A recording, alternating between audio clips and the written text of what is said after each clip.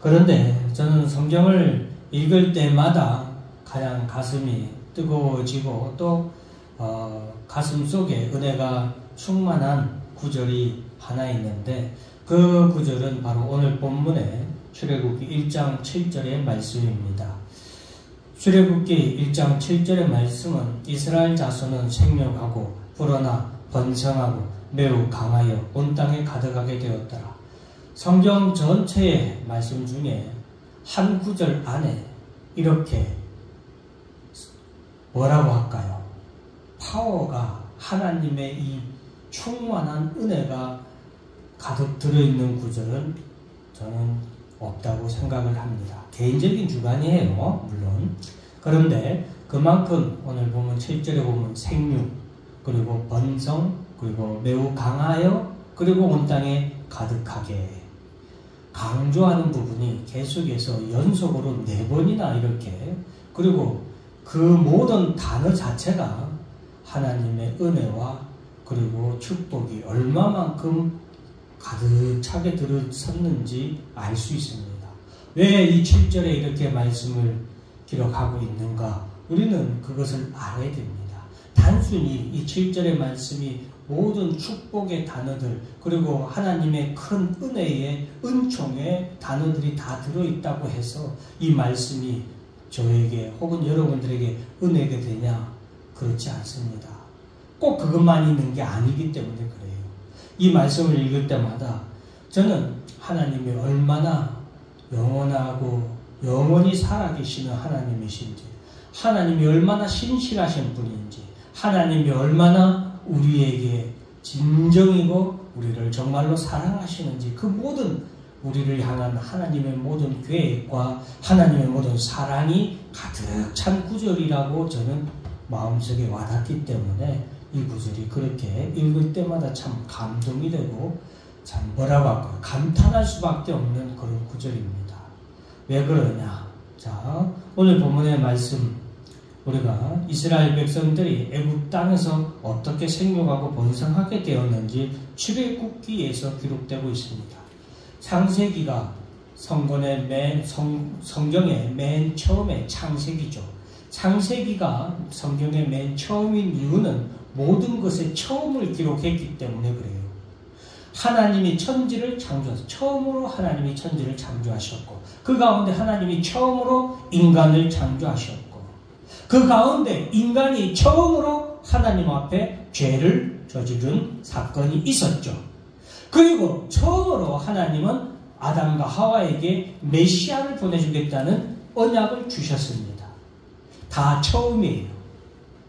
그래서 성경의 창세기가 처음이고, 하나님은 그 모든 처음이었던 창세기에 하나님의 약속을 지키시고 메시아를 이 땅에 보내주시기로 한 그 약속을 누구를 통하여서 구체적으로 나타내시느냐? 바로 아브라함을 통하여서 구체적으로 나타내시죠. 아브라함을 통하여서 바로 내 아들, 내가 너에게서 태어난 아들을 통하여, 내 씨를 통하여서 천한 만민에게 복을 주도록 한다는 메시아의 언약이 아브라함의 자손을 통하여 이루어지게 될 것을 말씀을 하십니다.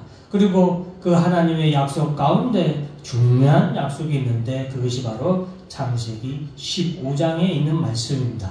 일명 우리가 횃불 언약이라고도 하는데, 이 창세기 15장은 창세기 12장에서 하나님이 아브라함에게 주셨던 약속만큼이나 중요한 언약이 바로 창세기 15장에 있는 이 횃불 언약입니다.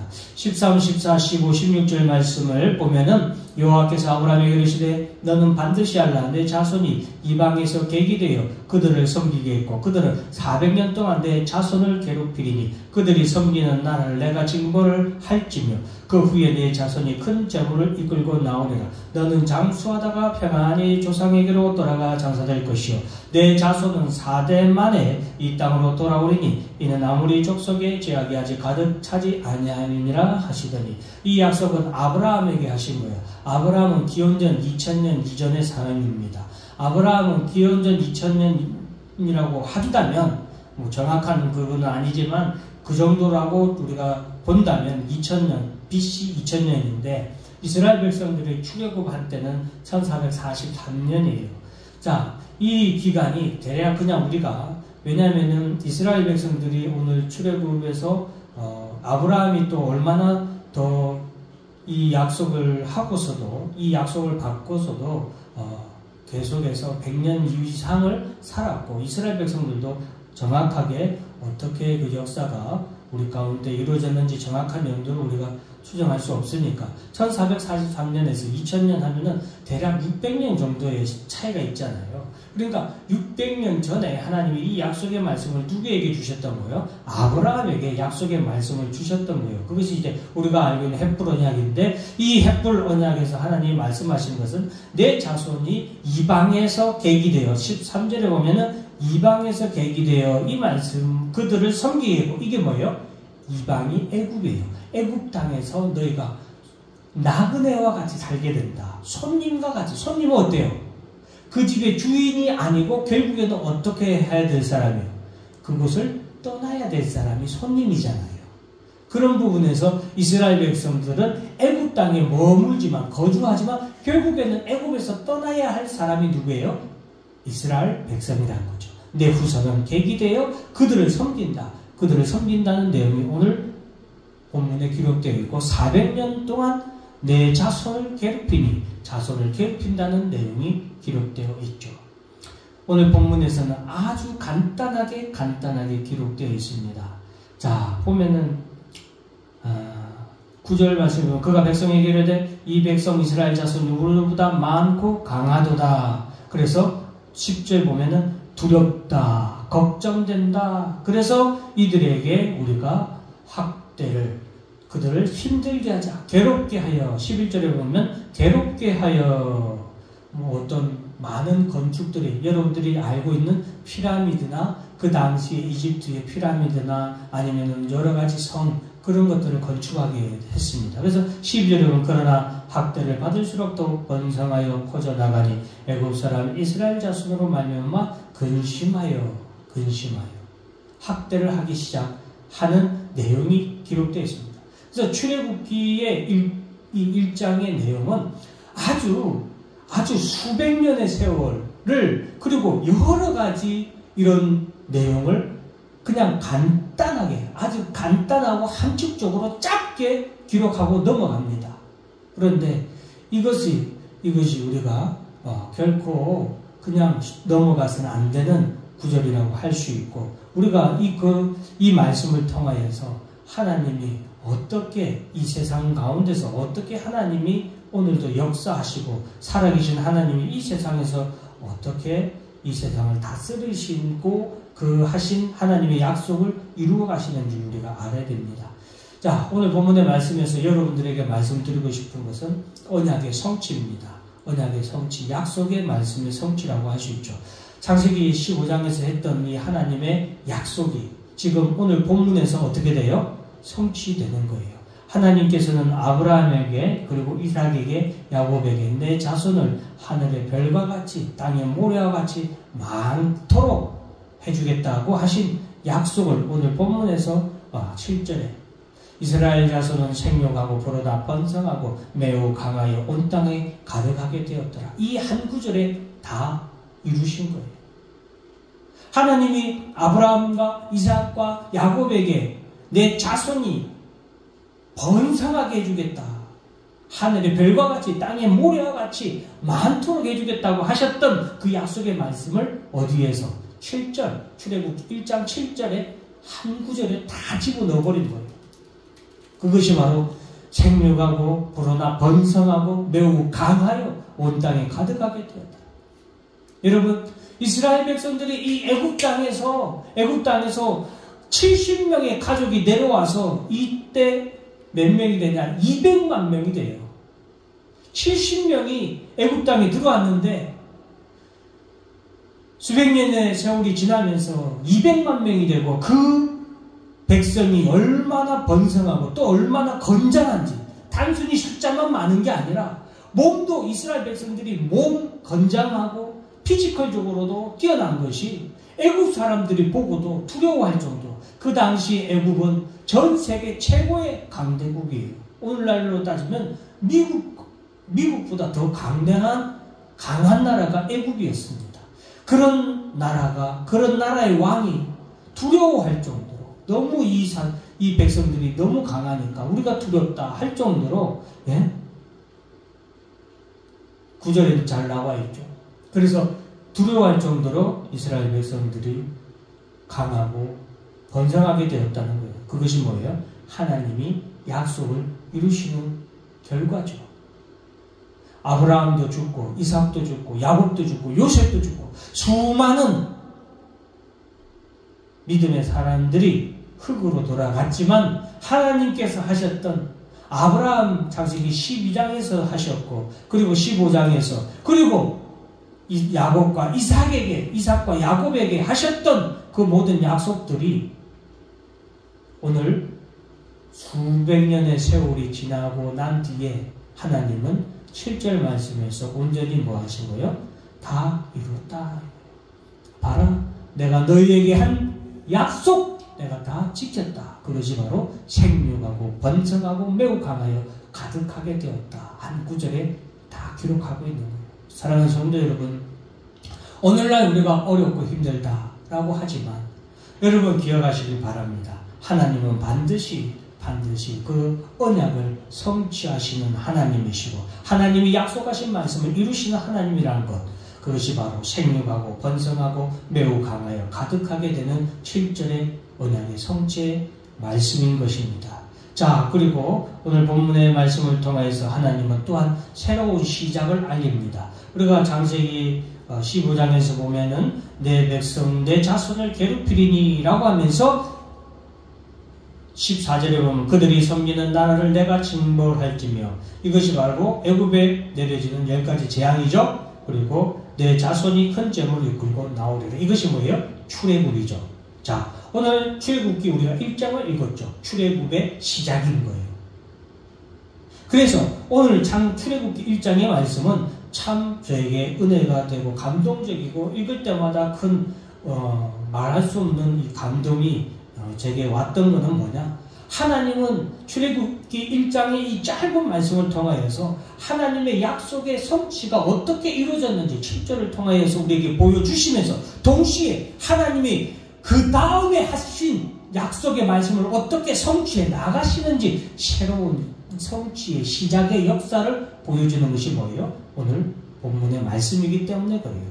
출애굽의 시작이 어떻게 되는가? 그것은 바로 이스라엘 백성들이 학대를 당하게 되는 거예요. 웃기지 않습니까, 여러분? 저는 한편으로는 좀 이 하나님의 놀라우신 그 지혜와 오묘하심에 저는 놀랐어요. 웃기기까지 했어요. 허허, 이렇게까지 한다고? 왜? 여러분, 하나님은 우리 가운데 약속을 성취하는 데 있어서 반드시 앞에 나왔던 7절의 말씀처럼 번성하고 생육하고 번성하고 강하고 가득한 이런 축복으로만 성취하시는 것이 아니라 때로는 이렇게 학대를 당하는, 괴로움을 당하는, 11절에는 괴롭게 하여 학대를 당하도록 하는 이런 일들을 통하여서도 하나님의 성취를 어떻게 해요? 이루어 나가신다는 거예요. 그러니 사랑하는 성도 여러분, 교회 다닌다고 우리가 신앙생활 한다고 해서 어려움이 우리에게 있다고 해서 결코 좌절하거나 슬퍼하지 마십시오. 그것이 하나님이 우리에게 또 다른 약속을 이루시기 위한 시작인 것을 믿고 도리어 기뻐하시는 감사하는 여러분들이 되기를 진심으로 축원합니다. 그래서 이스라엘 자손이 얼마나 번성하든지 그들을 학대하기 시작했고 그 학대하는 일로 인하여서 심지어는 무슨 일까지 일어납니까? 이스라엘 아이들이 남자아이면 죽여버리라, 여자아이면 살리라 라고 하는 명령이 떨어질 정도로 그렇게 학대가 극에 달하게 되죠. 그로 인하여서 학대가 극에 달하니까 여러분 못 살겠다 하면 어떻게 돼요? 떠나게 되죠. 못 살겠다. 이스라엘 백성들이 그전에는 애굽 땅에서 어떻게 해요? 잘 살았어요. 그러니까 생육하고 번성한 거죠. 비록 어려운 일도 있었고 학대도 당하지만 잘 살고 잘 살았어요. 왜? 하나님이 그만큼 이스라엘 백성들에게 복을 갖다가 그냥 엄청나게 쏟아 부었잖아요. 7절 안에서 이렇게 한 말씀을 통해서 우리가 볼 수 있었잖아요. 그런데 이제는 못 살겠다가 되는 거예요. 그러니까 어떻게 떠날 마음이 생기는 거예요. 떠날 마음이 생기는 거예요. 400년 동안 여러분 400년 동안 살았던 그 집에서 내가 자랐던 고향에서 떠나는 것도 쉽지 않은데 400년 동안 있었던 터전에서 떠나는 게 쉬워요? 그렇지 않잖아요. 그런데 하나님은 애굽인의 악한 학대와 온갖 괴롭힘 그리고 심지어 사내 아이를 죽이기까지 하는 그런 학정을 통하여서 이스라엘 백성들로 하여금 어떤 마음을 어떤 소원을 품게 하세요. 어떤 하나님의 약속을 기억하게 하세요. 떠나고 싶다라는 마음을 가지죠. 떠나고 싶은데 누가 기억나요? 하나님이 기억나요. 왜? 하나님이 아브라함, 그들의 조상 아브라함에게 4대 만에 너희가 이곳을 떠나게 할 것이라는 하나님의 약속의 말씀을 뭐예요? 그들이 기억할 수 있는 거죠. 그전에는 잊고 살았을지라도. 그렇기 때문에 이 말씀은 곧 새로운 시작이다. 그리고 마지막 축복. 축복은 왜 축복이냐? 오늘 본문에 20절에 보면은 자 19절부터 보면은 산파가 바로에게 대답하되 히브리 여인은 애국 여인과 같이 아니하고 건장하여 산파가 그들에게 이르기 전에 해산하였더이다.